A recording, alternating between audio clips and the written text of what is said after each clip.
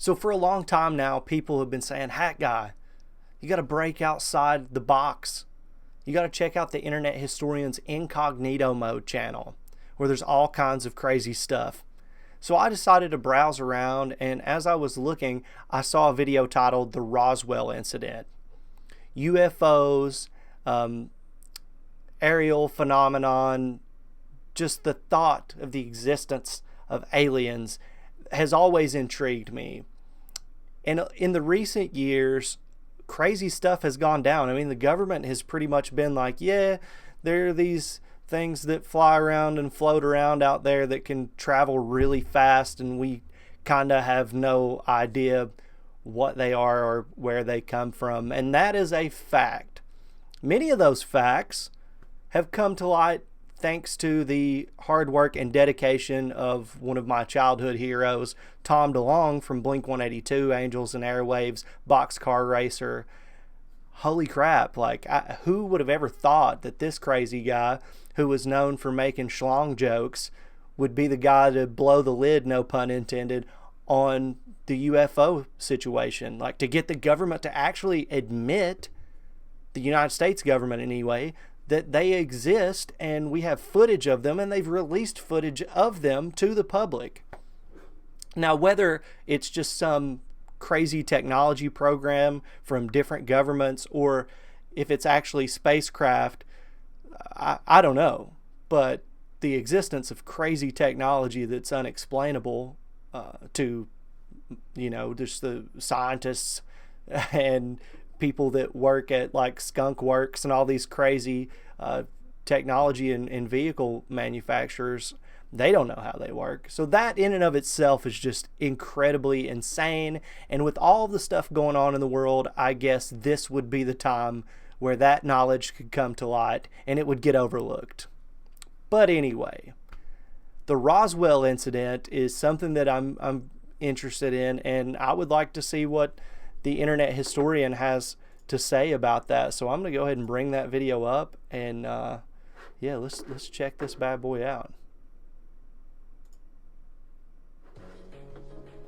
This evening we're going to explore the story that almost everyone gets wrong. There are hundreds of feature-length documentaries on the subject, and all of them are a waste of your time, because this is the true story of the Roswell incident. The story begins before the crash in 1947. It begins with a scientist, Professor Maurice Ewing, who was helping the US military develop new weapons and tools in the Second World War. So he discovers one thing, and he invents another.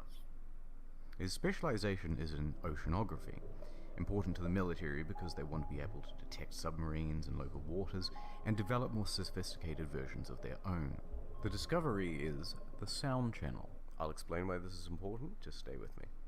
It turns out that there's this spot at about 1,000 feet deep in the ocean where the salinity, temperature, and density of the water prevent sound waves from being able to easily carry either up or down. So instead, they travel much further horizontally without dissipating. Why is this important or interesting? Well, it means that large disturbances underwater at this precise depth can be heard for thousands of miles away if using the right equipment. So Maurice starts thinking about the practical applications, and he comes up with an invention. He calls it a SOFAR sphere. Here's an example of how it works. Let's say you're a pilot fighting the Japanese over the Pacific Ocean. You're momentarily distracted and your plane goes down. Well, now you're bobbing around in the middle of the ocean and nobody knows where you are. What do? Well, you reach into your survival kit and drop a SOFAR sphere. Think of it like a pocket-sized depth charge, except without the explosives. It has no moving parts, no electronics. Instead, it's very precisely calibrated so that when it sinks to 1,000 feet, it implodes. The sound waves carry a couple of thousand miles to the shoreline, where they've installed a bunch of underwater microphones. Then, using some basic trigonometry, you can compare the time it takes for the sound to hit one mic from another to triangulate where the sound came from. And like that, you suddenly know where your downed pilot is. Crazy. But before it was able to be used, the war ended and the device was shelved. Although, Professor Ewing was kept on the military payroll because a whole new conflict was ramping up. the Cold War. The concern here was missiles and nuclear weapons, so attention shifted from the ocean to the atmosphere. So he thinks, wait a minute, if there's a sound channel in the ocean, maybe there's one in the sky too. Turns out there is, at 155,000 feet. So, wow. If there's a large sound, let's say a nuclear explosion in Russia, you should be able to hear that all the way in the United States if you have a bunch of microphones set up at this height. That means you know the exact location, time, and potential power of every single above-ground nuclear test being conducted by your enemy, well before you had anything like satellite technology. They called this Project Mogul. It was a series of high-altitude weather balloons with sensitive microphones attached. In 1947, one of them fell from the sky and crashed down in a rancher's backyard, and some people with large imaginations said it was aliens. The military said it was a weather balloon. Then there were some conflicting reports, and people said it was a cover-up. Well, of course there was. It sure beats having the Russians find out about this technology. In the following decades, better ways of detecting nuclear tests were invented, primarily seismographers, and the sound channel fell out. Wow. In 1992, following the fall of the Berlin Wall, all of this information became declassified, and since it has been totally available for the public to read. And that is the story of Roswell. No aliens, just a weather balloon and a bunch of microphones. Good night. By the way, you can find the longer version of the story from a lecture by Dr. Richard Muller from UC Berkeley. He does a really interesting lecture series that you can still find online, and the link will be in the description. Wow, what a dream crusher. Why have I never heard this? Why do I always hear, oh, this thing crashed in Roswell and oh my God, the government covered it up and there was an alien body. And I'm sure you've heard all these stories. Like they say, oh, I saw little gray people, and it could have just been like some kind of weird looking microphones. Really? That was way more scientific and way less fantastical than the wonderful story that, inspired Independence Day, that's inspired all these UFO movies and conspiracy theories and all that stuff. Like, damn, sometimes the truth is just like kind of neat, but way less neat and a little bit boring. What a dream crusher. But that doesn't take away from the fact of what I said in the opening of this video, that, there are proven, admitted UFOs, aerial phenomenon, that have come out here recently that move like vehicles and travel at speeds that we don't really know how they're doing that. But they could just be like some crazy ass robots or anything. I don't know. Drones are insane. I've seen drones do some wicked stuff. So maybe these are just some like super advanced drones, like some technology that people have that our government just isn't aware of. Maybe another government. I don't know.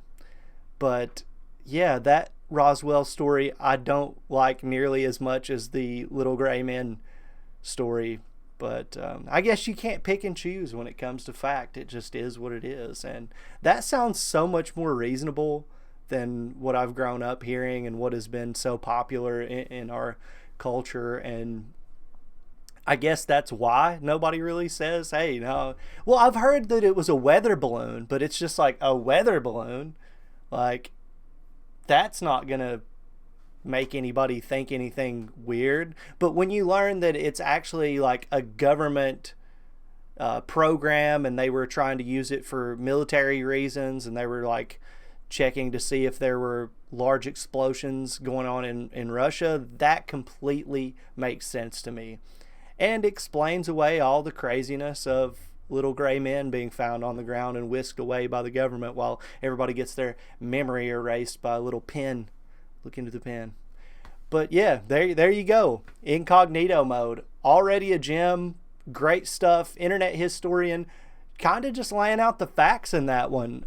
As sadly not as exciting as they were. I really appreciate that. Always a great lesson from the man himself. Internet historian is a fantastic creator. If this is your first time seeing anything by him, how. But not only that, go to his channel, go to incognito mode, which there will be a link to in the description, this video specifically.